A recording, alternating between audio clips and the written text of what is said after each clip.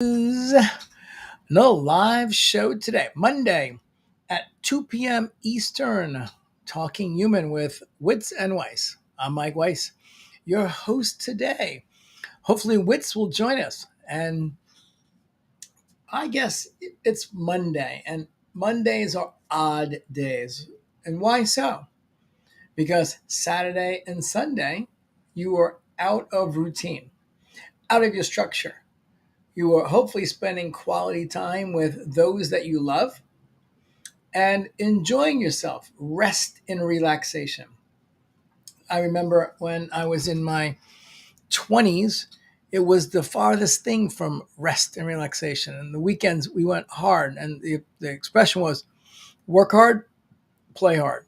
And Monday mornings, I dreaded Monday mornings. I was double hungover with less sleep than I should have from the week, hurting in general, and really the mindset of I just have to make it through the day. That's one way to approach it. And for all those that are in their 20s, do it. Why not? Because you'll be working, if you choose, in your 30s and your 40s and your 50s. So have fun and maximize what you can. Now, for those of us that end up getting a little bit older and having families, then things change. So the weekends are downtime.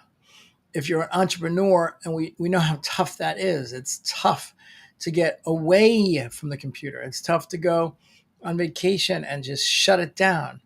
Entrepreneurs are attached. There's like a leash. You're married to your significant other, you're married to your family, and you're married to your business. It keeps tugging. So hopefully on the weekends, we set up a protocol that allows us to break free and sort of create a separation and a space that you can be creative and think, where you're not in the same structural routine. So for those that keep Shabbat like I do, that period is something that I volunteered into. I actually don't know if that's even appropriate. I married my wife, Caroline, who kept Shabbat and kosher. So when we got married, I laughed that I kept, Shabbat a little bit. Um, and I kept kosher. My best line was, I also eat kosher, because I had nothing against kosher food, but I wasn't eating kosher. So those were kind of comical to someone that is keeping Shabbat and also is kosher. So kind of married into it. And the practice is from Friday sundown to Saturday sundown. You're off everything, all tech. And there's a lot of other rules, but primarily from what we can understand from a business perspective, you're not on your computer or on your phone, and you're not dealing with anything that is work. So it's very scary to shut down Friday at a few minutes before sundown until Saturday until a few minutes after sundown. It's like 25 hours, and you can't be reached, particularly if you own a tech company where things can go wrong and often do. But it's a learned practice. And in the beginning, it was so difficult. Woo, was it difficult? It was difficult because you're so adjusted to activity that inactivity is challenging and seems weird. What is that? And how can I relate that to something that might be easy to understand? This happened to me recently too. I was in New York for 17 years. I'm a New Yorker.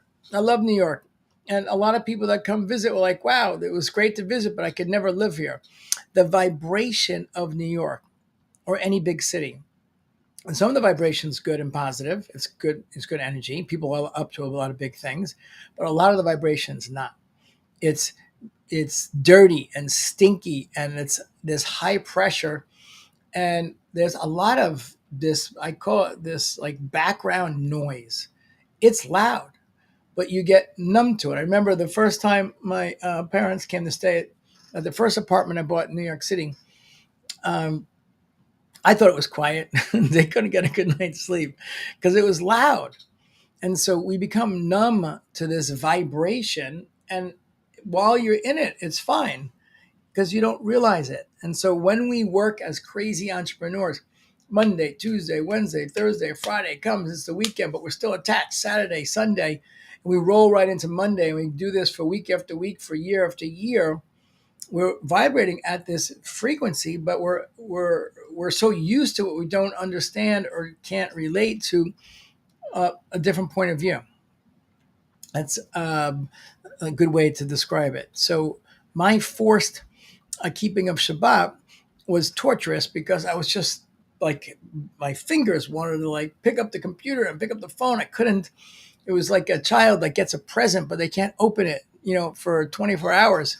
It drives you mad, right? Because just imagine when you were a kid, or just when you give your kid a present, they say you gotta wait until the morning to open it. It's all they can think of. So when it comes weekend time and you're so used to being attached, and then all of a sudden it's 25 hours, boom, you're out. It's tough. And it took, if I'm going to be honest with myself, I think it probably took a year to really start to feel the benefits. Because not only was it hard to disconnect, but then in Saturday afternoons, I was so bored. Because think about it, you're off all that stuff.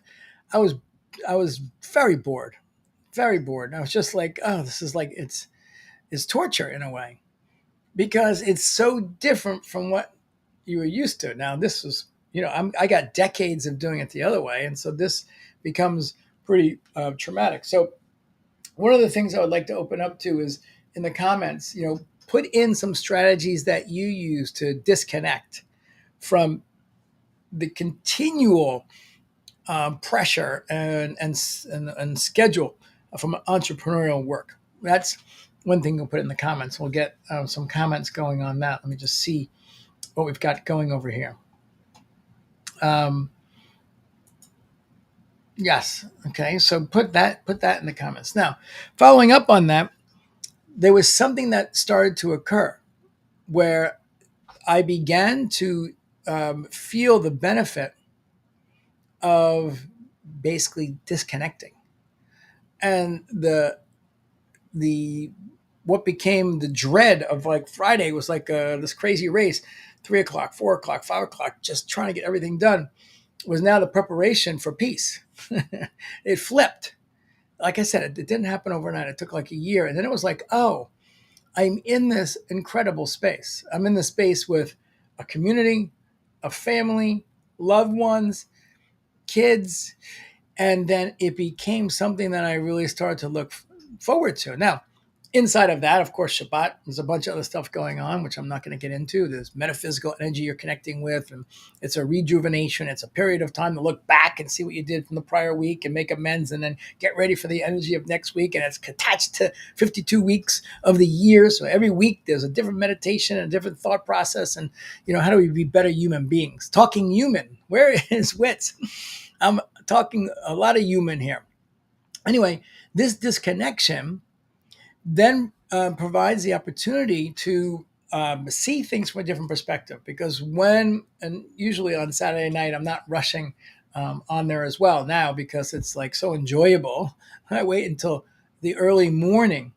On Sunday morning, I get up before the entire, I get up early anyway. I get up at 5:15 in the morning. So I'm up at 6 a.m. on Sunday morning. Peace. No one's bothering me. I kind of stop poking around, and I do a few 2-3 hours worth of work before everyone starts getting to rock and roll. So this is my new schedule. It's been going on now for a couple of years. So putting a little bow tie on what we're talking about here, Monday. Wow, it's Monday. What happens on Monday? Everyone's the start of that new week. And I guess the big point of what I wanted to share today is that there are many times when we just feel like, we don't want to do something. And it's in the schedule, or we should do it, whether it's a workout, or, any preventive medicine type of thing, or appointments, or if you're doing couples therapy. Like, there's times that come often that that something's scheduled, but you don't want to do it. And actually, that was happening today. We've got Talking Humans with Wits and Weiss, and I didn't see Greg showing up. He must be moving and being over in one of his important meetings and sales calls. And then I was like, you know what? I can take the easy road. I just won't do it. I just won't do it. But then I realized that the magical things happen in life when you go the extra mile. And in many cases, it's no one's, you're not doing it because other people are watching, whether you're doing it or not, you're doing it for yourself. And when you have that psychological, let's call it obstacle come up that says, I don't want to, I don't want to do this. I don't want to do this. These are really unique times in life it's a battle from within. And it's okay. Let's call it, you got the good guy and you got the opponent. So the good guy is basically saying, hey, you're going to show up. It's, Talking Human with Wits and Weiss. It's every Monday at 2 p.m. It's a show. People are expecting the show. You made a commitment. You are going out there to the world broadcasting, adding some value from 2 to 2:20 on Monday. So the good guy is saying, show up. It's commitment, show up. The opponent, I don't know what I said, opponent, the bad guy is like, it's Monday, you're tired. You've been literally my entire schedule. I haven't eaten lunch yet and I've been up since 5:15 in the morning. And I'm fasting in the morning. So I did grab some nuts and things. But I'm hungry and I'm tired and there's no wits. And I was like, let's bail. But it's at that moment where you have the good guy and the opponent going through this psychological battle of what are you going to do? And I often come across this as well when it comes to working out. It's the moment that you're in the thought of whether you should do it or not that weighs 50 pounds heavier than actually the starting the activity. Because if I can get my sneakers on and get moving in that direction when I get to the gym, I'm fine. Like the dread of going to the gym is gone, but certainly within the first few minutes. And then when I'm leaving, I'm energized, feeling healthy, and I had a win. So why is it that that moment, that thought of, okay, am I going to do that or not, weighs so heavy?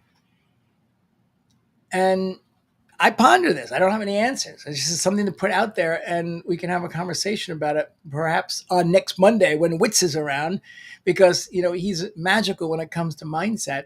But I find it also the same challenge if you ate a big dinner and you are trying to watch your weight a little bit, and there's just delicious chocolate cake. It's the back and forth, That really is the pondering. That really, it's heavy. It's like two people smacking heads, boom, boom, boom, trying to figure out who's going to win, the opponent or the good guy, the opponent of the good guy. But reality is that I don't go for the cake. We clean up, and then I don't miss it. So in reality, it wasn't a big deal. But during that moment where you're trying to think of I'm going to do it or not, it's how you show up. It's I don't know if I heard it when I was partnering with John Asseroff because he says it all the time, and I'm not sure where he got it, but I'm sure he got it from someone of his mentors. How you show up for anything is how you do everything. So how you show up for anything is how you show up for everything. So when I was saying, all right, there's no wits and I'm tired and I don't want to go live. It's not easy to be here going live. I don't want to do it. But then I had the internal battle, good guy versus opponent. And I'm really trying my hardest to how you do anything is how you do everything and show up. Now, I also know throughout my career when I've done that and I overcome the temporary obstacle, a lot of times something magical happened. If I was in New York City and I was supposed to go to some, networking event and I was tired and I want to go and I was like, you know what, I made a commitment I would show up. And it's easy to make the phone call and bail, right? People bail all the time. Bail, bail, bail, bail, bail. In California, in LA, get a different problem, a bigger, better deal. Like they're not even bailing because of the opponent versus the good guy. They just bail because they got a bigger, better deal. So they think. And they don't show up for the thing they committed on. But going back to even that event in New York, just making that commitment and then following through, even though you don't feel like it, I'd go there and meet, wow, some incredible person that was a new friend or a new joint venture or a new business. So inside of it being Monday and however you feel on a Monday, everyone's not roaring to go on a Monday. Some people are, but however we feel on a Monday, there's a lot of stuff that comes up. And I just invite you to consider the conversation between the good guy and the opponent. And think about what that actual conversation is. And it seems heavy, but reality, it shouldn't be, because how you show up for anything is how you show up for everything. Be consistent, show up, go the extra mile. It will follow you throughout everywhere. It will follow you with your relationships, community, friendships, business. And you just might find that when you push through, good things happen. So that's it. 220. That wasn't bad. In fact, that was good. I enjoyed myself. I feel energized, still hungry. And yeah, thank you so much for joining me. If you like what we're talking about on Talking Human, we're talking about mindset and business and entrepreneur and spirituality. We're love. We're combining it all. If you like this, share this. We're building a great community of like-minded people that love to share and experience life to the fullest. So I will see you next Monday with Wits and Weiss on. In the interim, feel free to send us any messages, questions. If you want to join us on a show, let us know. You can get both of us on LinkedIn. Send us a message. Over and out. Hey, opponent versus good guy. Who's going to win? Ciao.